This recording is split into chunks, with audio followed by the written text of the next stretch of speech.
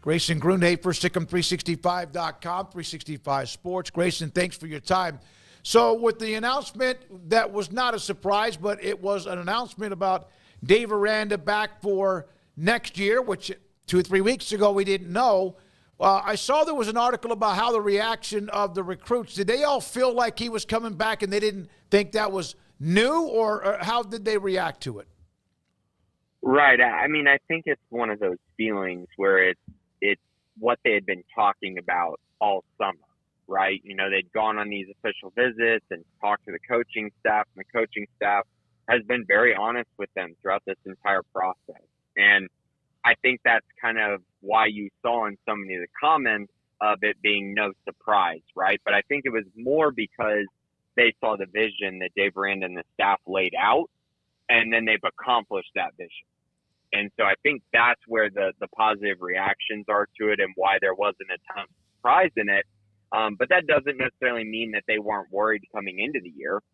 I mean, all these guys who were recruited by Baylor understood that this season was a big season for Baylor and that they had to win games and that Dave Aranda needed to win games in order for this thing to kind of keep rolling, in order for this class to stay together, in order for this program to, kind of ride this wave of momentum that they had all off season. And so that's kind of, I think, what you saw come together after it was announced that Aranda would be back for next season. Grayson, this game this week is interesting in that, Houston has had their moments. I mean, they just beat Kansas State a couple weeks ago. They beat TCU. They can get their dander up, and they can go and get you. I think for them, the way Baylor's offense is playing, this is a bad matchup. But Baylor's not exactly the purple people eaters out there on defense from the 70s Vikings. That they're probably going to give us some big plays. What do you think is the big thing that they have to do to make sure that Houston doesn't, get that feeling that they had against Kansas State or against TCU?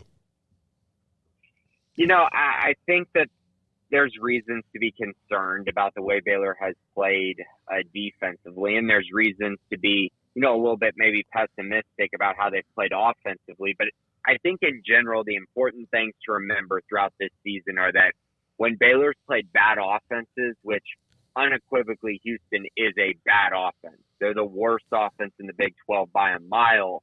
When Baylor's played teams like that, they've played really well. And so you look at the second half against Utah, which they got to play the backup quarterback, and that's a bad offense. You look at the Air Force game, you look at the Charleston State game, those are the three bad offenses they faced this year, and they really dominated all three of those. And so it leads you into this game thinking that the defense should absolutely have one of, if not their best performance of the season on Saturday. Now, as far as the offense goes, I think you look at the teams that they've played and you say they've played some bad defenses and taken advantage of that. And that's fine to say, but I would also say that there's a difference between taking advantage of that and being, I think they're in the top 3 in scoring offense over the last month. And so there's a difference between just taking advantage of it and absolutely dominating against these teams. And 2 of those teams are bowl eligible, and West Virginia, I'm expecting them to make a bowl too. So during this stretch, they haven't exactly played the worst teams in the Big 12 either. So I think some of those numbers can be skewed, but I think in general going into this matchup, I think Baylor's defense should be feeling pretty confident that they're going to be able to get some stops. And at this point, I feel like the offense doesn't believe that anyone can hold them below 30 points. And so that's kind of how I view this game going into it. I think Baylor's playing with a lot of confidence, and I think Houston is one of those teams that if they get you on the perfect day, they can beat you. But also if you see Houston on a bad day, you're going to beat them by 3 or 4 scores, as we've seen multiple times this year for Willie Fritz and company. Grayson, what has been the biggest surprise to you? I mean, you're somebody who thought we all thought they'd be better just by default because of all the changes, like they kind of had to be based on last year, but to what degree was up for debate. You thought they'd be like an 8-4 type of team. So you obviously expected a lot of this, but maybe what's something you haven't seen or something you have seen that you did not expect that you've been impressed by? So in fairness, Craig, when I did my preseason predictions, I did have them going 6-6 in the regular season. So I that's kind of where I was at, along with most people. I was trying to give you some credit there. I was trying to give you a little I extra know. bump, Yeah. but, you know. and I appreciate that, but I, it's so public that I want to make sure that people know kind of where my expectations were. And it was 6-6, and it has been pretty much all year.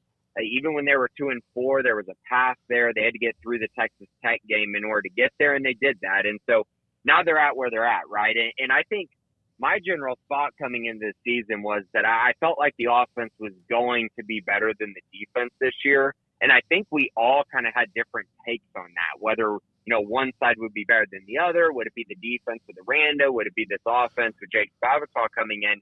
And I kind of settled on thinking the offense would take a big step forward and the defense would be improved, but still not quite where they want it. And I think that's kind of bared out. And the offense has obviously performed way better than my expectations. At this point, it's hard to argue with, more than maybe one or two offenses in the Big 12 being better than Baylor's is right now. My expectation was that they'd be, in the top 6 or so, but not where they are currently. And so that's been a very nice surprise. I think in general, though, the biggest surprise for me was the way this offensive line has improved. Sora Robertson's great. I think we all saw the flashes of him last year, and in this scheme that he was very comfortable with, it's not shocking to see him playing well. I think the receivers are veteran-laden. They got a lot of guys who've been around a long time, and so you felt like that would come together as well. You had some intriguing options at running back, but I think the biggest question we all had was, what would this offensive line look like? And could they get to Big 12 average? And in my eyes, over this month or 5-game stretch, I believe they're a top 3 offensive line in the Big 12 at this very moment.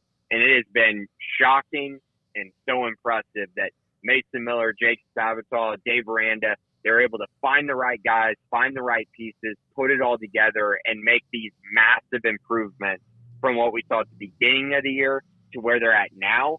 And quite frankly, I think that completely changed their season. Grayson, last thing, and yeah, the switch to Fugar to left tackle seemed like it just kick-started this unbelievable chemistry in what they're doing.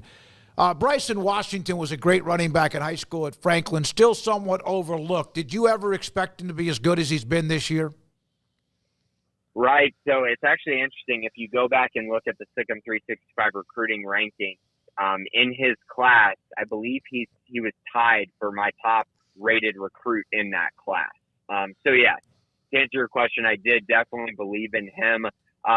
But it is interesting because when I evaluated him based on the premise that he'd be running in the wide zone scheme.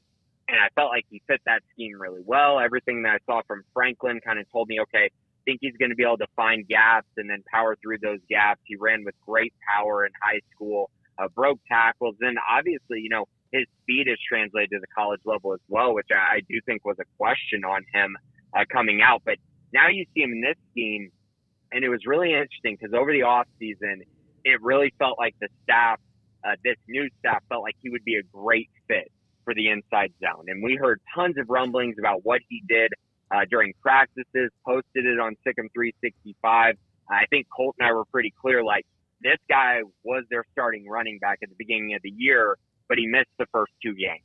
And when he got back into that role, it was very clear, who the alpha is in that room.